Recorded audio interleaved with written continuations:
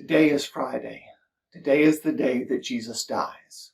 And I've got 4 words that I want to share with you about what he went through. The first one is trial, talking about the trials that he endured.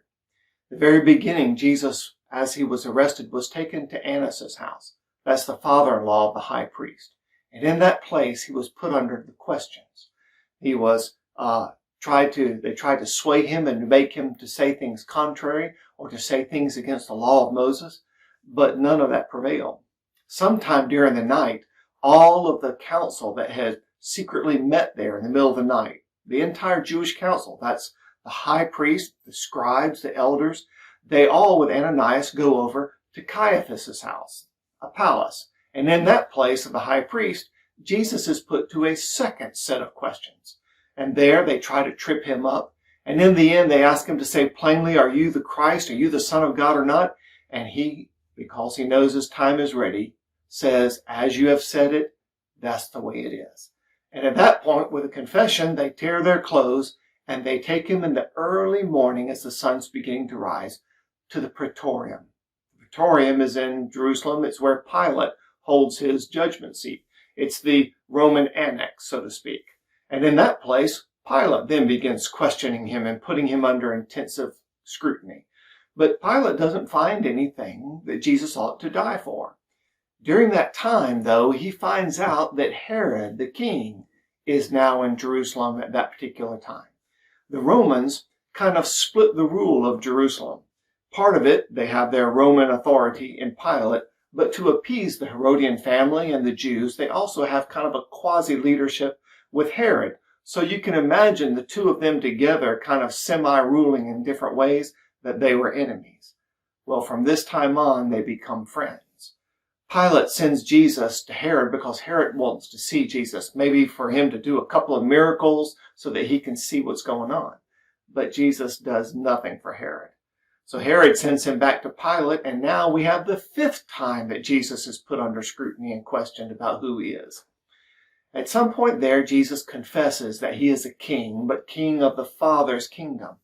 And Pilate, who still wants to let him go, eventually falls and succumbs to all the priests and the Sadducees and all the people that are in the mob, trying to cry out for his death.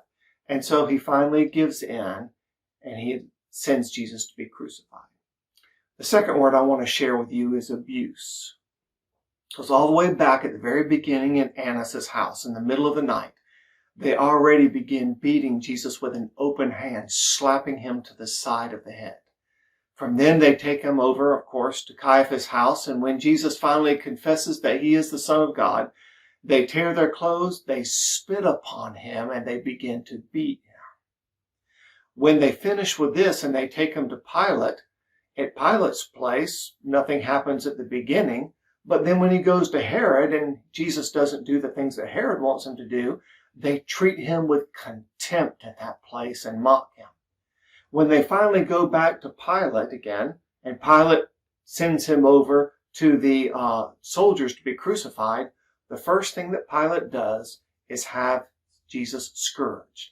And that is either with a whip, a leather whip with rocks and glass and pieces that are in it, or another way they would scourge is they would beat them with rods.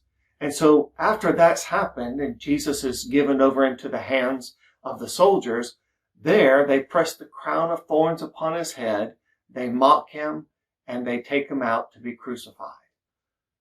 A nail in one hand, a nail in the other hand, and a nail through his feet. A gruesome, a barbaric, painful way to die. A death of suffocation and exhaustion. Now, the other word I want to share with you today is the word loss. Because Jesus is losing everything right now. He's already lost his freedom. He's lost those people that he loved because the disciples forsake him and they scatter. He loses Peter because Peter denies him 3 times. Jesus, at that last time, looks over to him as the rooster crows and looks at Peter, and Peter looks at him that 3rd time when he denies him.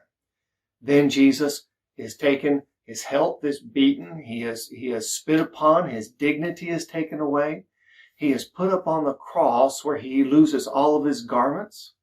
And in the middle of the crucifixion, finally, everybody watching from afar, because no one wants to come up and hazard their own lives, finally, his own mother comes with John, and Jesus loses his own mother.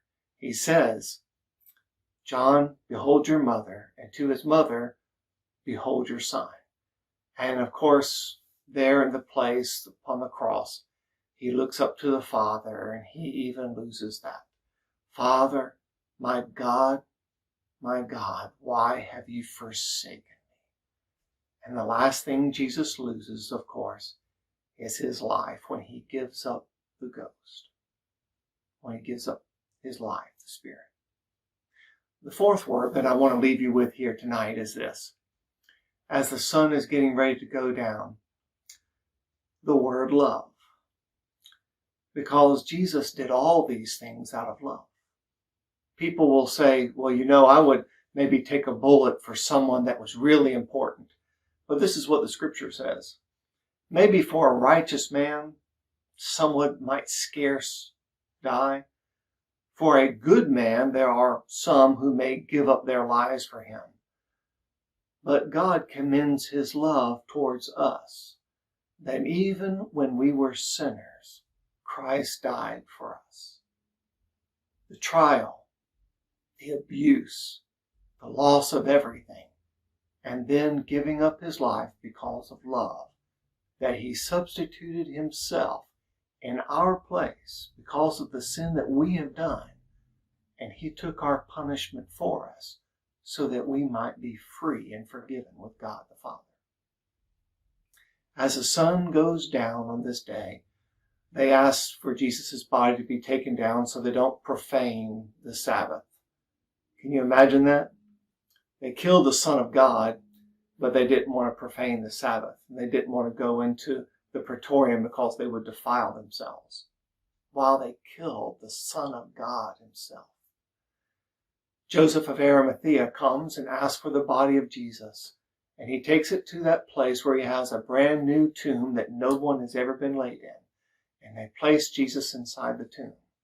The sun goes down, and it's Friday, the day Jesus died.